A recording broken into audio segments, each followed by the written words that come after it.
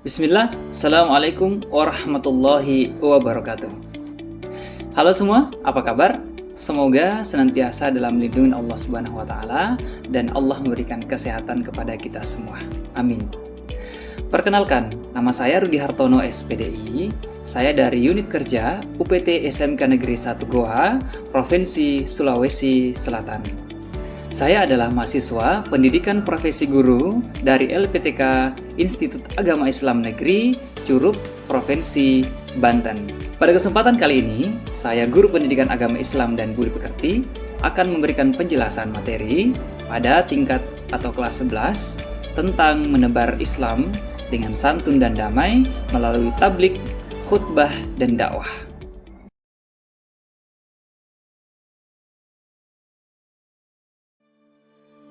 Baiklah, sebelum kita memulai pembelajaran dan memasuki materi tentang menebar Islam dengan santun dan damai melalui khutbah, dakwah, dan tablik, marilah kita sejenak mendengarkan bacaan Quran Surat Al-Imran ayat 104 dan Quran Surat An-Nahl ayat 125.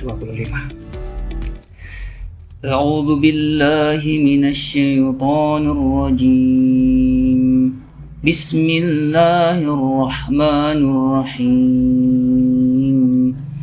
Waltakum minkum ummatun yad'una ilal khair wa ya'muruna bil ma'ruf wa yanhauna 'anil munkar wa ulaika humul muflihun.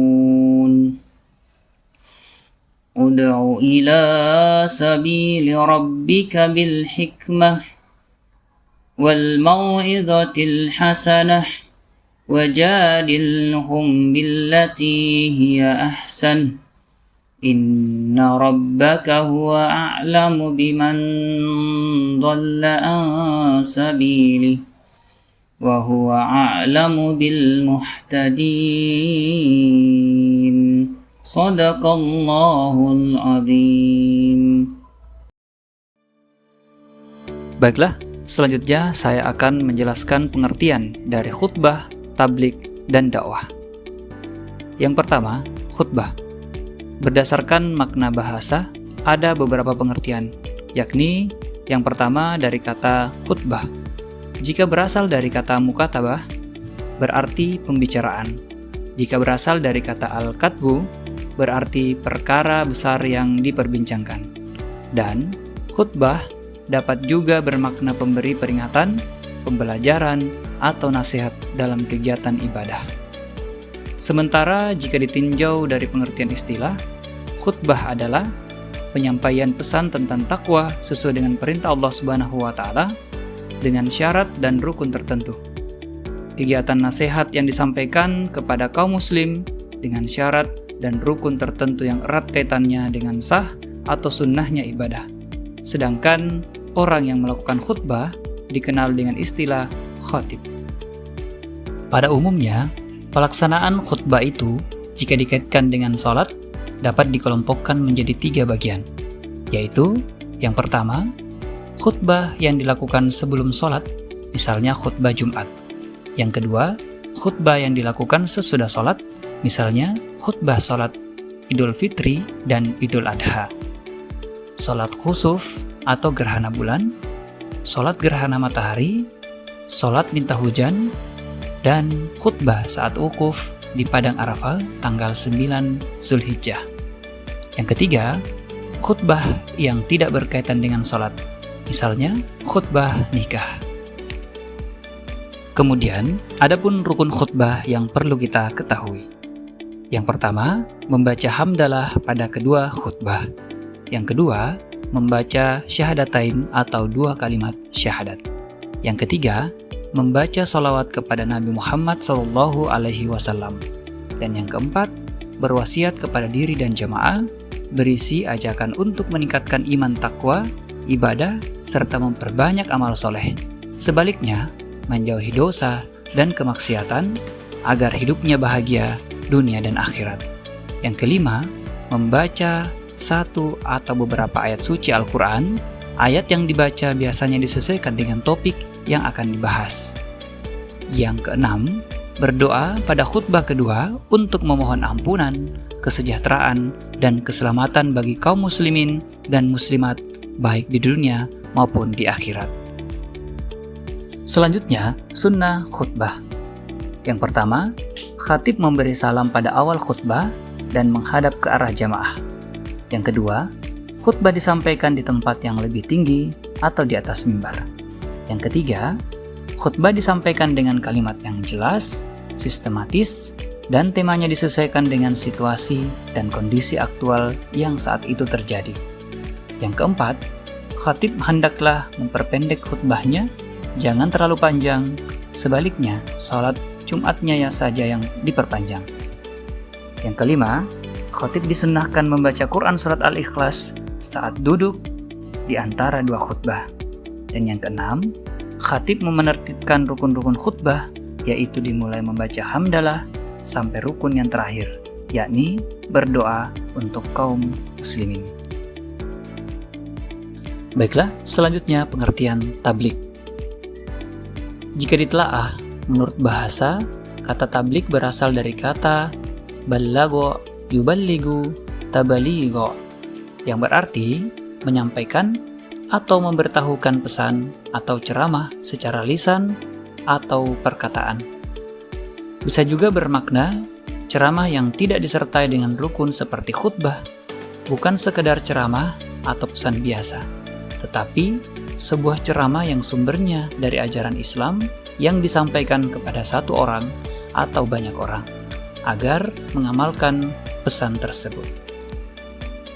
Namun jika ditelaah dari pengertian istilah, tablik memiliki beberapa makna.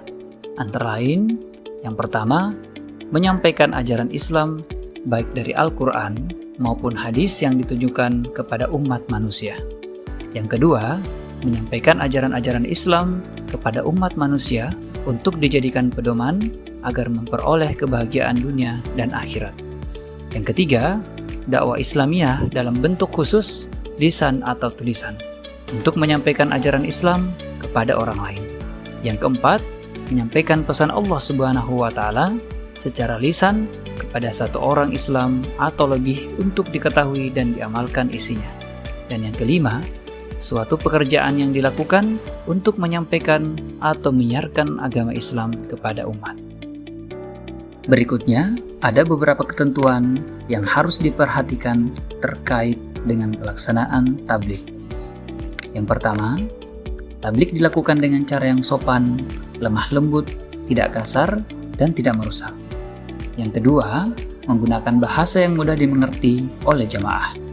Yang ketiga, mengutamakan musyawarah dan berdiskusi untuk memperoleh kesepakatan bersama. Yang keempat, materi tablik yang disampaikan harus mempunyai rujukan yang kuat dan jelas sumbernya. Yang kelima, disampaikan dengan penuh keikhlasan dan kesabaran sejalan dengan situasi dan kondisi yang mengitarinya, termasuk aspek psikologis dan sosiologis para jamaahnya. Dan yang keenam, tidak menghasut orang lain untuk bermusuhan, berselisih, merusak, dan mencari-cari kesalahan orang lain. Kemudian selanjutnya, pengertian dakwah. Jika ditelaah menurut arti bahasa, kata dakwah berasal merupakan masdar kata dasar dari bahasa Arab, yaitu kata da'i, yad'u, dakwah, yang mempunyai arti mengajak, memanggil, dan menyuruh untuk hal tertentu. Sementara jika ditinjau dari makna istilah, ada beberapa pengertian dakwah. Antara lain, yang pertama, sebagai kegiatan yang bersifat menyeru, mengajak, dan memanggil orang atau kelompok orang untuk beriman kepada Allah Subhanahu wa Ta'ala. Yang kedua, kegiatan untuk mengajak orang lain ke jalan Allah Subhanahu wa Ta'ala secara lisan atau perbuatan untuk kemudian diamalkan dalam kehidupan sehari-hari supaya mendapat kebahagiaan dunia dan akhirat. Yang ketiga, kegiatan mengajak orang-orang untuk mengamalkan ajaran Islam di dalam kehidupan sehari-hari. Dan yang keempat, seruan atau ajakan kepada keinsafan atau usaha untuk mengubah agar keadaannya lebih baik lagi, baik kepada pribadi maupun masyarakat. Selanjutnya, adapun adab dalam berdakwah yang perlu diperhatikan. Yang pertama, dakwah harus dilakukan dengan hikmah, yaitu ucapan yang jelas, tegas, dan sikap yang bijaksana. Yang kedua, dakwah harus dilakukan dengan mozatul hasanah atau nasihat yang baik, yaitu cara-cara persuasif, damai, dan mententeramkan tanpa kekerasan, dan edukatif memberikan pengajaran, iktibar, dan pelajaran hidup. Yang ketiga, dakwah harus dilakukan dengan memberi teladan yang baik atau uswatun hasanah. Dan yang keempat, dakwah harus dilaksanakan dengan mujadalah, yaitu diskusi atau tukar pikiran yang berjalan secara dinamis dan santun dengan menghargai pendapat orang lain. Selanjutnya, persamaan dan perbedaan khutbah dan dakwah. Berikut ini persamaan dan perbedaan khutbah dan dakwah. Persamaannya, yang pertama, sama-sama menyeru manusia untuk menjalani kehidupan yang benar sejalan dengan aturan Allah Subhanahu wa Ta'ala. Kedua, mengajak manusia untuk melaksanakan syariat Islam secara kafah, lengkap, dan utuh. Ketiga, keduanya mengingatkan bahwa sukses dan bahagia itu diperoleh dari ketaatan, sebaliknya kegagalan dan terpuruknya hidup diperoleh dari kemaksiatan. Yang keempat, sama-sama memberi kabar gembira, bahagia, sukses, surga kepada yang bertakwa dan ancaman kepada yang ingkar, atau gagal, sengsara, dan neraka. Sedangkan perbedaannya adalah 1. Khutbah terikat oleh syarat dan rukun, sedangkan dakwah tidak memiliki aturan yang baku. Yang kedua, khutbah tempatnya di masjid atau tempat lain yang memungkinkan dilaksanakan sholat Jumat atau di lapangan bagi sholat Id, sedangkan dakwah dapat dilakukan di mana saja. Yang ketiga, khutbah Jumat hanya wajib untuk kaum laki-laki, sedangkan dakwah untuk siapa saja. 4. Khutbah medianya terbatas pada mimbar dan sound system, sedangkan dakwah dapat menggunakan media apa saja. 5. Khatib yang berkhutbah dan berkaitan dengan sholat harus dalam keadaan suci dari hadas dan najis, sementara juru dakwah tidak. Nah, demikianlah tadi penjelasan tentang khutbah, tablik, dan dakwah. Semoga apa yang telah saya paparkan kepada pendengar sekalian dapat bermanfaat dan dapat diamalkan dalam kehidupan sehari-hari. Demikian, wabillahi taufiq wal hidayah. Wassalamualaikum warahmatullahi wabarakatuh.